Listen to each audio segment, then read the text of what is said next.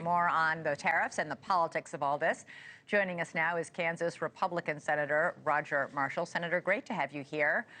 You also serve on the Senate Finance Committee, so you know about all this stuff. And you've got to be, I mean, this is a bit of a victory, right, for President Trump today? Yeah, Elizabeth, you took the words right out of my mouth. This is the art of the deal. This is who Donald Trump is. I just want to emphasize that this is a drug war and not a trade war. Every day, we lose about 200 Americans from fentanyl poisoning. We lose more Americans every year from fentanyl poisoning than we did during the entire Vietnam War. So to President Trump, this is very serious. It's good to see Mexico and Canada both step up to the plate and say, we're going to be responsible for our side of the border. I want to emphasize one more thing is that a lot of these fentanyl precursors are now being made in laboratories in Canada. So Mr. Trudeau needs to be smashing those laboratories up as well. So a great day for President Trump, a huge victory for America. You said today that, quote, this is a price to pay for our freedom, for our safety and security, and these tariffs would be just a small price, a small piece of it, and that you would ask all people to be patriots when it came to paying any tariffs that we may still be facing when it comes to China. This, you know, the economy and these pocketbook issues, this was the #1 issue for voters who just elected President Trump. And officials with the Federal Reserve warned today that it's American customers who will pay any tariff. What do you say to that? Well, that's certainly not what happened under President Trump's last term. We saw less than 2% inflation when President Trump implemented these tariffs as well. We saw his trade agreements work as well. What would help Americans is to lower the interest rates and lower the price of gasoline. That's going to lead to lower prices of groceries. That's how we take relief on the inflation. I want Americans to realize that we have $1 trillion trade deficit overall, $1 trillion, almost $1 trillion. And we saw President Trump bring those tariffs down when Joe Biden's policies kicked in.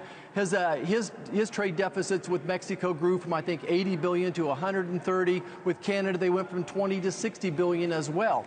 And we saw that these tariffs worked so well on China that Joe Biden kept them. And even his own Secretary of Treasury, Janet Yellen, said that we need to keep them to protect jobs. So, #1, this is about national security. #2, this is also going to bring jobs back to America as well, which is a good thing. So I think there's some real good logic behind what President Trump is doing. You mentioned the tariffs on China in Trump's first term. Many farmers were hurt by those tariffs. Soybean farmers lost billions of dollars.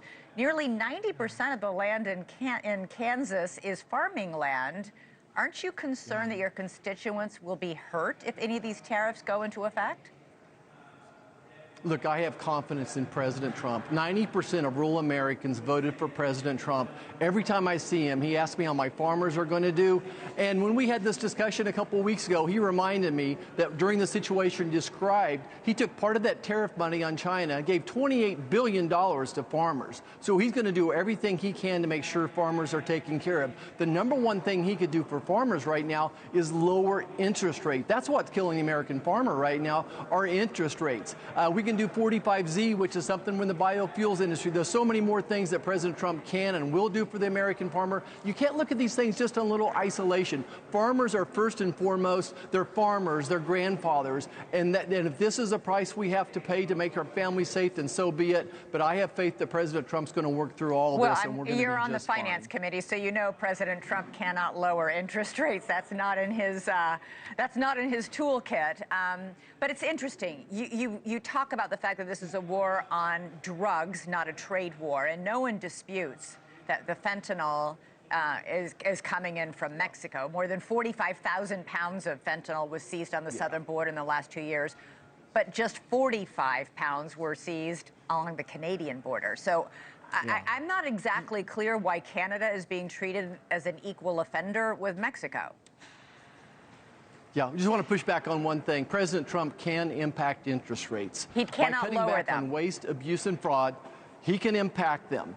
By balancing the budget, that's going to start bringing interest rates down. By getting energy costs under control as well, those are all going to be things that will impact the interest rates as well.